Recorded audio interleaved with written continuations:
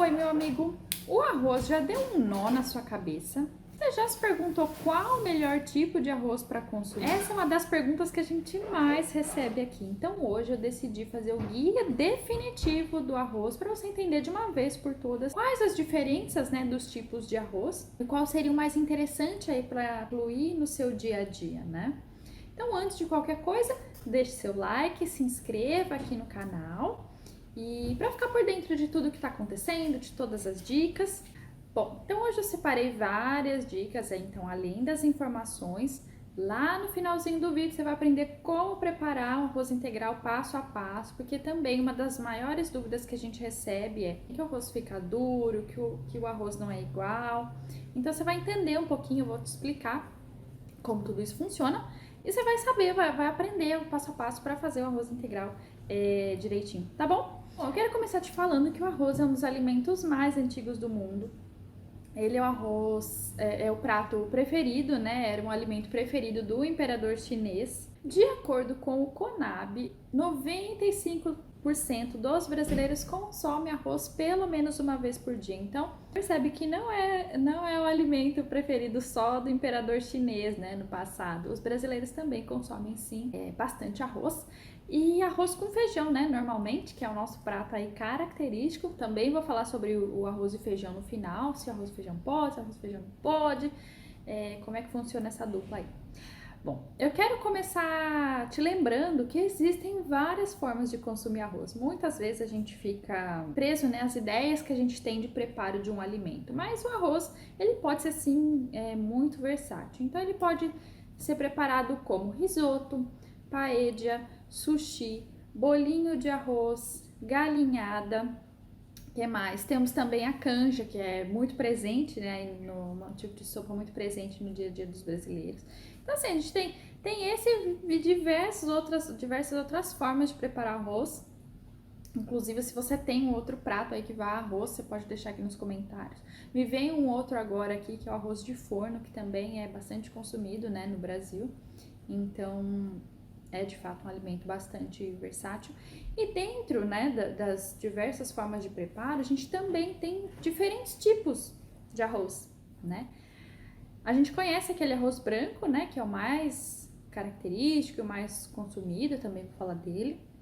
Mas eu vou trazer aqui para vocês alguns tipos de arroz que não são tão conhecidos, né, às vezes das pessoas. Então a gente tem o arroz negro, a gente tem o arroz vermelho, que são tipos de arroz que concentram, né, que tem um teor nutricional bastante interessante. Então eles são bem legais também. A gente tem o arroz basmati, que é um arroz que tem o grão um pouco mais alongado e ele é levemente adocicado.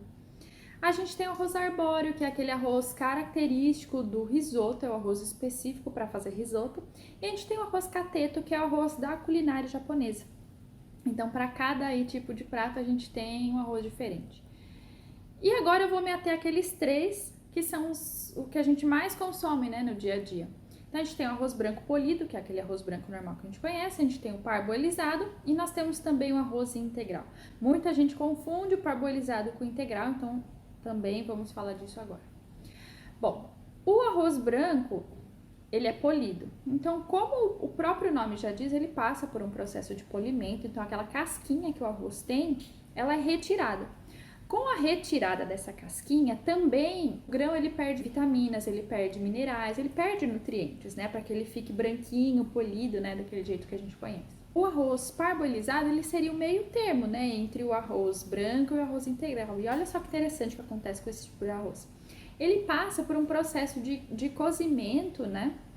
Específico, né? Esse cozimento, assim, que a gente tem em mente, um cozimento específico, onde os nutrientes, eles passam para o interior do grão, tá? Ou seja, ele fica mais nutritivo em relação, se comparado com o arroz branco. E nós temos aí também o arroz integral, que é aquele arroz aí que de fato preserva os nutrientes, né? Que preserva as vitaminas, as fibras, os minerais.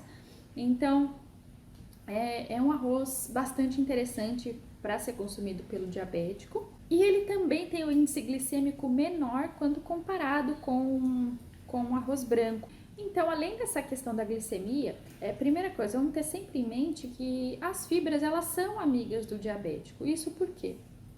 quando a gente consome um alimento que tem fibras, essa fibra presente ali, ela não deixa com que a gente tenha um pico de açúcar, né? Que é o que nós tentamos evitar e os diabéticos tentam também evitar. Então, a fibra acaba ajudando nesse sentido. Um outro benefício do arroz integral é dar saciedade por conta, aí novamente, das fibras, né? A fibra, ela tem essa ação de ajudar a saciedade, então a gente tende a comer menos. Um outro benefício é auxiliar no trânsito intestinal. Então, eu já falei várias vezes do intestino aqui, se você acompanha o blog, já me viu falando aí da importância da saúde intestinal várias vezes. O intestino, ele é considerado o segundo cérebro, então a gente precisa cuidar sim da saúde intestinal. Então, o arroz integral, ele vai também ajudar nesse sentido. Tem aí o auxílio, né, no controle da glicemia, que é isso que eu acabei de falar pra você, que eu te expliquei, né, que a fibra não deixa o pico de açúcar acontecer na corrente sanguínea. Ele ajuda também no controle de colesterol, no controle de triglicérides e, além de tudo, enriquece, né, a alimentação. É um alimento mais nutritivo se comparado com arroz branco, né, justamente por não passar por aquele polimento que retira os nutrientes. Então, ele acaba sendo mais nutritivo, então é aí um benefício a mais, com certeza, do arroz integral.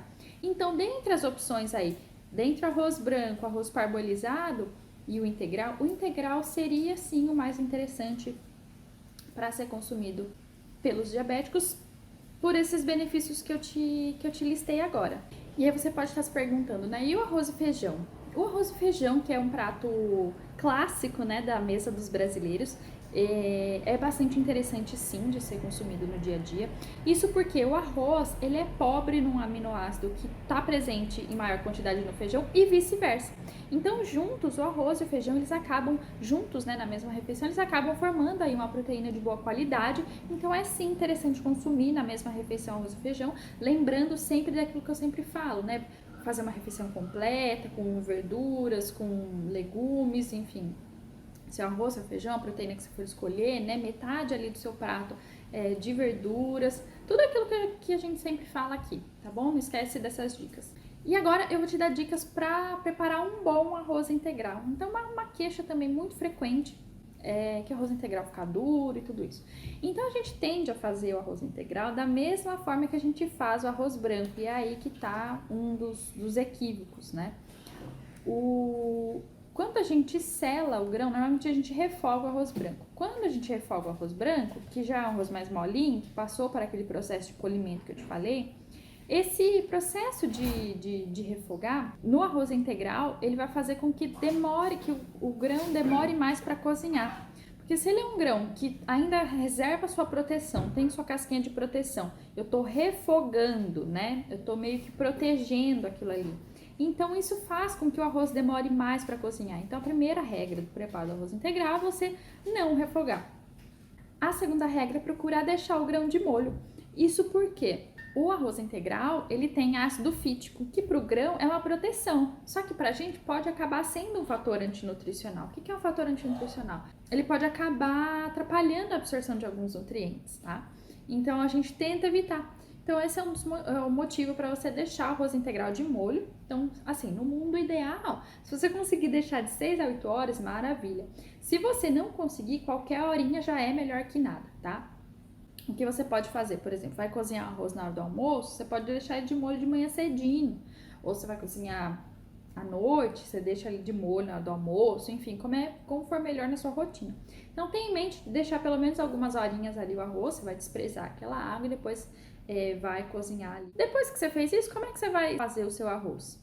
Você vai refogar seu temperinho separado e vai acrescentá-los na água. E por último, você vai colocar o arroz. Então, você colocou sua água, colocou os temperinhos, tudo que você quis, da maneira como você achou melhor.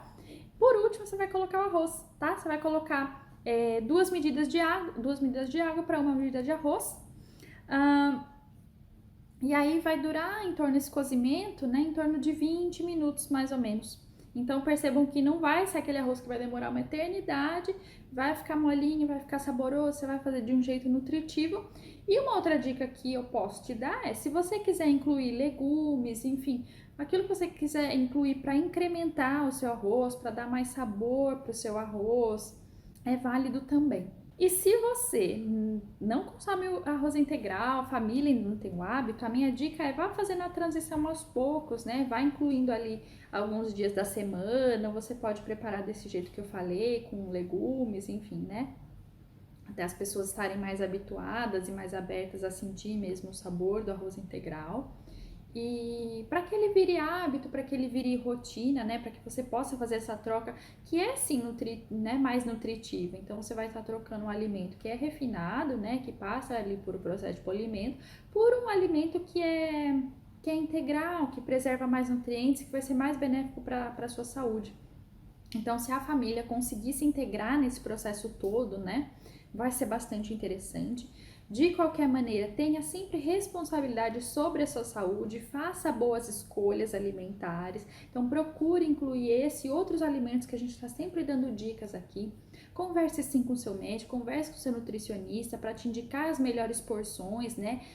Quanto eu devo comer, enfim, como é melhor incluir esse alimento na alimentação, como é que eu posso fazer. Então, uma conversa sempre franca e honesta é sempre o melhor caminho. Tá? Então agora você já tem as dicas, já conhece um pouquinho da história do arroz, já conhece um pouquinho dos outros tipos de arroz, já conhece como preparar, né, o arroz integral. Então agora é só botar a mão na massa.